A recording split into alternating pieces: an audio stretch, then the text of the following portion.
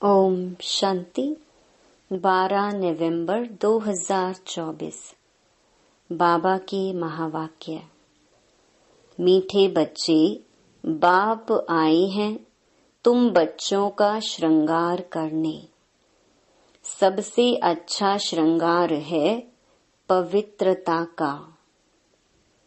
प्रश्न, पूरे 84 जन्म लेने वालों की मुख्य निशानी क्या होगी? उत्तर, पहला, वह बाप के साथ साथ टीचर और सतगुरु तीनों को याद करेंगे। ऐसे नहीं बाप याद आए तो टीचर भूल जाए। जब तीनों को याद करें तब ही कृष्णपुरी में जा सके, अर्थात आदि से पार्ट बजा सके। दूसरा, उन्हें कभी भी माया के तूफान हरा नहीं सकते हैं। ओम शांति। बाप पहले बच्चों को कहते हैं, यह भूल तो नहीं जाते हो, हम बाप के आगे, टीचर के आगे और सतगुरु के आगे बैठे हुए हैं। बाबा नहीं समझते कि सब कोई इस याद में बैठे हैं, फिर भी बाप का फर्ज है समझाना। यह है अर्थ सहित याद करना। हमारा बाबा बेहद का बाप भी है, टीचर भी है और बरोबर हमारा सतगुरु भी है, जो बच्चों को साथ में ले जाएगा। बाप आए ही हैं बच्चों का श्रृंगार करने। पवित्रता से श्रृंगार करते आते हैं, धन भी अथाह देते हैं। धन देते ही हैं नई दुनिया के लिए, जहां तुमको जाना है। यह बच्चों को याद करना है। बच्चे गफलत करते हैं तो भूल जाते हैं। वह जो पूरी खुशी होनी चाहिए वह कम हो जाती है। ऐसा बाप तो कभी मिलता ही नहीं। तुम जानते हो हम बाबा के बच्चे जरूर हैं। वह हमको पढ़ाते हैं, इसलिए टीचर भी जरूर है। हमारी पढ़ाई है ही नई दुनिया अमरपुरी के लिए। अभी हम संगम युग पर बैठे हैं। यह याद तो जरूर बच्चों को होनी चाहिए। पक्का पक्का याद करना है। यह भी जानते हो इस समय कंसपुरी आसुरी दुनिया में है। समझो कोई को साक्षात्कार होता है, परंतु साक्षात्कार से कोई कृष्णपुरी उनकी डिनाइस्टी में नहीं जा सकेंगे। जा तब सकेंगे जब बाप, टीचर, गुरु तीनों को ही याद करते रहेंगे। यह आत्माओं से बात की जाती है। आत्मा ही कहती है, हाँ बाबा। बाबा, आप तो सच कहते हो। आप बाप भी हो, पढ़ाने वाले टीचर भी हो। सुप्रीम आत्मा पढ़ाती है। लौकिक पढ़ाई भी आत्मा ही शरीर के साथ पढ़ाती है, परंतु वह आत्मा भी पतित तो शरीर भी पतित है। दुनिया के मनुष्यों को यह पता नहीं है कि हम नरकवासी हैं। अभी तुम समझते हो हम तो अब चले अपने वतन। यह तुम्हारा वतन नहीं है, यह है रावण का पराया वतन। तुम्हारे वतन में तो अथाह सुख है। यहाँ के लोग ऐसे नहीं समझते, हम पराए राज्य में हैं। आगे मुसलमानों के राज्य में बैठे थे, फिर क्रिश्चियन के राज्य में बैठे। अभी तुम जानते हो हम अपने राज्य में जाते हैं। आगे रावण राज्य को हम अपना राज्य समझ बैठे थे। यह भूल गए हैं हम पहले राम राज्य में थे। फिर 84 जन्मों के चक्कर में आने से रावण राज्य में दुख में आकर पड़े हैं। पराये राज्य में तो दुख ही होता है। यह सारा ज्ञान अंदर में आना चाहिए। बाप तो जरूर याद आएगा, परंतु तीनों को याद करना है। यह नॉलेज भी मनुष्य ही ले सकते हैं, जानवर तो नहीं पढ़ेंगे। यह भी तुम बच्चे समझते हो, वहाँ कोई बैरिस्ट्री आदि की पढ़ाई होती नहीं। बाप यहाँ ही तुमको माला माल कर रहे हैं, तो सब तो राजाएं नहीं बनते हैं। व्यापार भी चलता होगा, परंतु वहाँ तुमको अथाह धन रहता है। घाटा आदि होने का कायदा ही नहीं। लूट मार आदि वहाँ होती नहीं। नाम ही है स्वर्ग। अभी तुम बच्चों को स्मृति आई है, हम स्वर्ग में थे, फिर पुनर्जन्म लेते लेते नीचे उतरते हैं। बाप कहानी भी उन्हों को ही बताते हैं। 84 जन्म नहीं लिए होंगे तो माया हरा देगी। यह भी बाप समझाते रहते हैं, माया का कितना बड़ा तूफान है। बहुतों को माया हराने की कोशिश करती है। आगे चल तुम बहुत देखेंगे, सुनेंगे। बाप के पास सबके चित्र होते तो तुमको वंडर दिखाते। यह फलाना इतना दिन आया, बाप का बना, फिर माया खा गई, मर गया, माया के साथ जा मिला। यहाँ इस समय कोई शरीर छोड़ते हैं तो इसी दुनिया में आकर जन्म लेते हैं। तुम शरीर छोड़ेंगे तो बाबा के साथ बेहद घर में जाएंगे। वहाँ बाबा, मम्मा, बच्चे सब है ना। परिवार ऐसा ही होता है। मूल वतन में बाप और भाई भाई हैं, और कोई संबंध नहीं। यहाँ बाप और भाई बहन हैं, फिर वृद्धि को पाते हैं। चाचा मामा आदि बहुत संबंध हो जाते हैं। इस संगम पर तुम प्रजापिता ब्रह्मा के बनते हो तो भाई बहन हो। शिव बाबा को याद करते हो तो भाई भाई हो। यह सब बातें अच्छी रीति याद करनी है। बहुत बच्चे भूल जाते हैं। बाप तो समझाते रहते हैं, बाप का फर्ज है बच्चों को सिर पर उठाना। तब तो नमस्ते नमस्ते करते रहते हैं, अर्थ भी समझाते हैं। भक्ति करने वाले साधु संत आदि कोई तुमको जीवन मुक्ति का रास्ता नहीं बताते। वह मुक्ति के लिए ही पुरुषार्थ करते रहते हैं। वह है ही निवृत्ति मार्ग वाले। वह राजयोग कैसे सिखलाएंगे?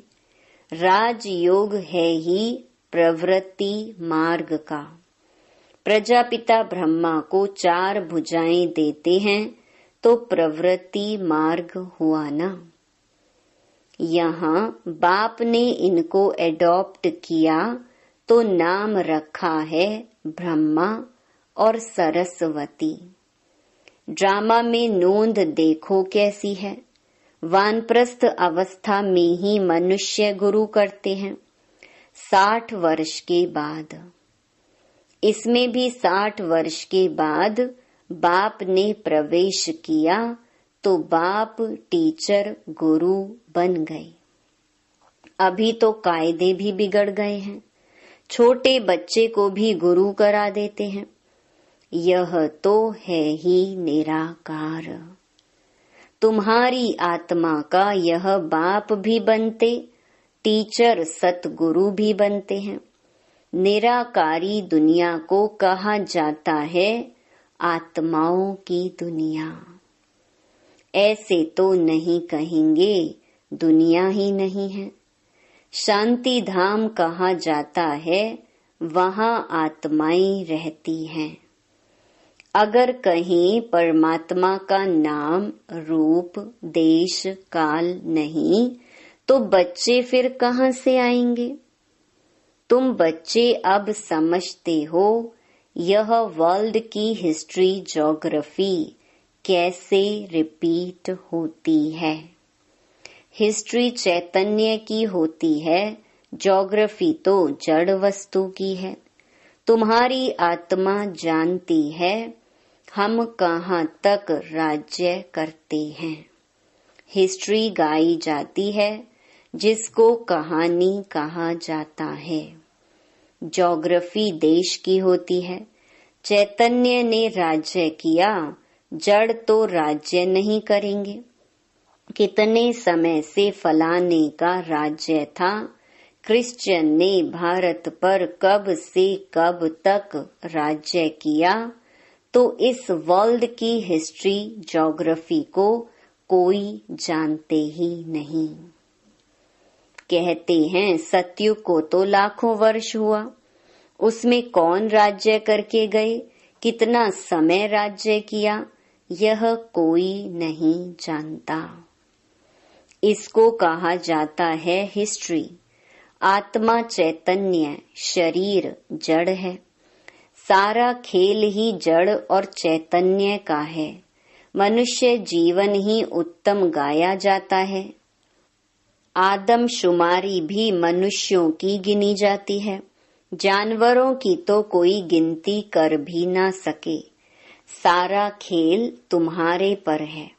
हिस्ट्री, ज्योग्राफी भी तुम सुनते हो।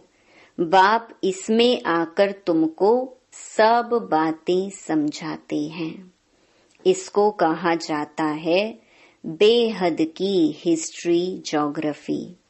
यह नॉलेज ना होने कारण तुम कितने बेसमझ बन पड़े हो। मनुष्य होकर दुनिया की हिस्ट्री, ज्योग्राफी को ना जाने तो वह मनुष्य ही क्या काम का। अभी बाप द्वारा तुम वर्ल्ड की हिस्ट्री, ज्योग्राफी सुन रहे हो। यह पढ़ाई कितनी अच्छी है। कौन पढ़ाते हैं? बाप। बाप ही ऊंच ते ऊंच पद दिलाने वाला है। इन लक्ष्मी नारायण का और जो उन्हों के साथ स्वर्ग में रहते हैं, उन्हों का ऊंच ते ऊंच पद है ना। वहाँ बैरिस्ट्री आदि तो करते नहीं, वहाँ तो सिर्फ सीखना है। हुनर ना सीखें तो मकान आदि कैसे बने। एक दो को हुनर सिखलाते हैं, नहीं तो इतने मकान आदि कौन बनाएंगे। आपे ही तो नहीं बन जाएंगे। यह सब राज अभी तुम बच्चों की बुद्धि में भी नंबरवार पुरुषार्थ अनुसार रहते हैं। तुम जानते हो यह चक्कर फिरता रहता है। इतना समय हम राज्य करते थे, फिर रावण राज्य में आते हैं। दुनिया को इन बातों का पता नहीं है कि हम रावण राज्य में हैं। कहते हैं हमको बाबा रावण के राज्य से लिबरेट करो। भारतवासियों ने क्रिश्चियन राज्य से अपने को लिबरेट किया। अब फिर कहते हैं गॉड फादर हमको लिबरेट करो। स्मृति आती है ना। कोई भी यह नहीं जानते कि ऐसे क्यों कहते हैं। अभी तुमने समझा है सारे सृष्टि पर ही रावण राज्य है। सब कहते हैं राम राज्य चाहिए तो लिबरेट कौन करेगा? समझते हैं गॉड फादर लिबरेट कर गाइड बन ले जाएंगे। भारतवासियों को इतना अक्ल नहीं है। यह तो बिल्कुल तमो प्रधान है। वह न इतना दुख उठाते हैं न इतना सुख ही पाते हैं। भारतवासी सबसे सुखी बनते हैं तो दुखी भी बने हैं। हिसाब है ना। अभी कितना दुख है। जो रिलीजियस माइंडेड हैं वह याद करते हैं ओ गॉड फादर लिबरेटर। तुम्हारी भी दिल में है बाबा, आकर हमारे दुख हरो और सुख धाम ले चलो। वह कहते हैं शांति धाम ले चलो। तुम कहेंगे शांति धाम और सुख धाम ले चलो। अब बाप आया हुआ है तो बहुत खुशी होनी चाहिए। भक्ति मार्ग में कनरस कितना है। उनमें रियल बात कुछ भी है नहीं। एकदम आटे में नमक है। चंडिका देवी का भी मेला लगता है। अब चंडियों का फिर मेला क्यों लगता है? चंडी किसको कहा जाता है? बाबा ने बताया है चंडाल का जन्म भी यहाँ के ही लेते हैं। यहाँ रहकर खा पीकर कुछ देकर फिर कहते हैं हमने जो दिया वह हमको दो। हम नहीं मानते। संशय पड़ जाता है तो वह क्या जाकर बनेंगे। ऐसी चंडिका का भी मेला लगता है। फिर भी सतयुगी तो बनते हैं ना। कुछ समय भी मददगार बने तो स्वर्ग में आ गए। वह भक्त लोग तो जानते नहीं। ज्ञान तो कोई के पास है नहीं। वह चित्रों वाली गीता है। कितना पैसा कमाते हैं। आजकल चित्रों पर तो सब आशिक होते हैं। उसको आर्ट समझते हैं। मनुष्यों को क्या पता देवताओं के चित्र कैसे होते हैं।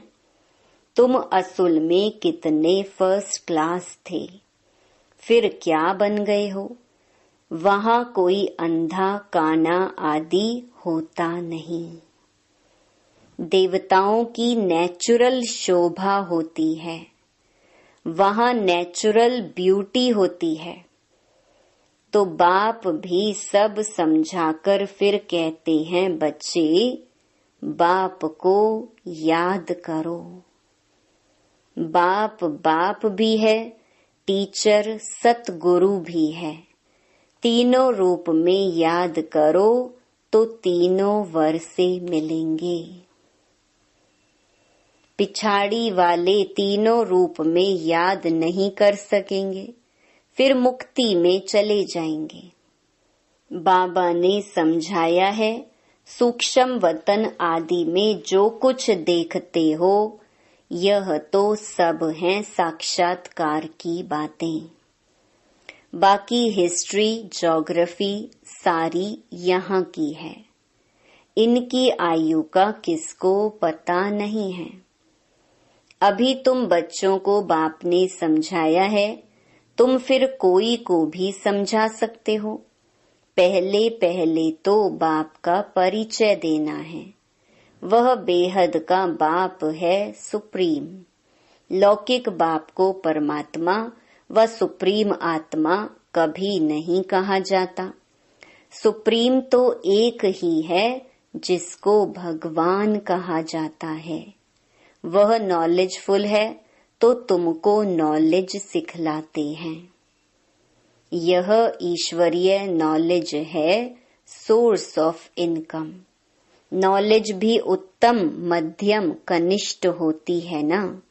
बाप है ऊंच ते ऊंच तो पढ़ाई भी ऊंच ते ऊंच है। मर्तबा भी ऊंच है। हिस्ट्री ज्योग्राफी तो झट जान जाते हैं। बाकी याद की यात्रा में युद्ध चलती है। इसमें तुम हारते हो तो नॉलेज में भी तुम हारते हो।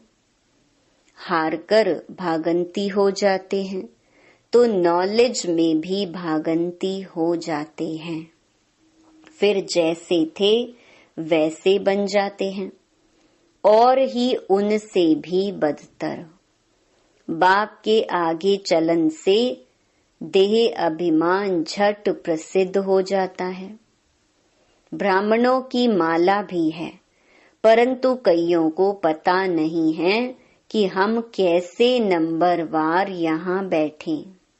देह अभिमान है ना।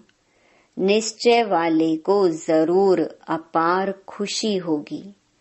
किसको निश्चय है हम यह शरीर छोड़कर प्रिंस बनूंगा। सबने हाथ उठाया। बच्चों को इतनी खुशी रहती है। तुम सब में तो पूरे दैवी गुण होने चाहिए, जबकि निश्चय है। निश्चय बुद्धि माना विजयी माला में पिरोवंती, माना शहजादा बनंती। एक दिन जरूर आएगा जो फॉरेनर्स सबसे जास्ती आबू में आएंगे और सब तीर्थ यात्रा आदि छोड़ देंगे। वह चाहते हैं भारत का राजयोग सीखें। कौन है जिसने पैराडाइज स्थापन किया? पुरुषार्थ किया जाता है, कल्प पहले यह हुआ होगा तो जरूर म्यूजियम बन जाएगा। समझाना है, ऐसी प्रदर्शनी हमेशा के लिए लगानी चाहते हैं। 4-5 वर्ष के लिए लीज पर भी मकान लेकर लगा सकते हैं। हम भारत की ही सेवा करते हैं, सुख धाम बनाने के लिए। इसमें बहुतों का कल्याण होगा। अच्छा, मीठे मीठे सिकिलधे बच्चों प्रति मात पिता बाप दादा का याद प्यार और गुड मॉर्निंग। रूहानी बाप की रूहानी बच्चों को नमस्ते। धारणा के लिए मुख्य सार। पहला, अपार खुशी में रहने के लिए सदा स्मृति रहे कि स्वयं बाप हमारा श्रृंगार कर रहे हैं। वह हमें अथाह धन देते हैं। हम नई दुनिया अमरपुरी के लिए पढ़ रहे हैं। दूसरा, विजय माला में पिरोने के लिए निश्चय बुद्धि बन दैवी गुण धारण करने हैं। जो दिया उसे वापस लेने का संकल्प कभी न आए। संशय बुद्धि बन अपना पद नहीं गंवाना है। वरदान, क्रोधी आत्मा को रहम के शीतल जल द्वारा गुण दान देने वाले वरदानी आत्मा भव। आपके सामने कोई क्रोध अग्नि में जलता हुआ आए, आपको गाली दे, निंदा करे, तो ऐसी आत्मा को भी अपनी शुभ भावना, शुभ कामना द्वारा, वृत्ति द्वारा, स्थिति द्वारा गुणदान या सहनशीलता की शक्ति का वरदान दो। क्रोधी आत्मा परवश है, ऐसी परवश आत्मा को रहम के शीतल जल द्वारा शांत कर दो। यह आप वरदानी आत्मा का कर्तव्य है। चैतन्य में जब आप में ऐसे संस्कार भरे हैं, तब तो जड़ चित्रों द्वारा भक्तों को वरदान मिलते हैं।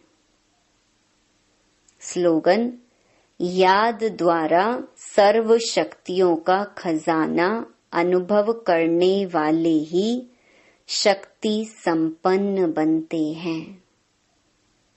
ओम शांति।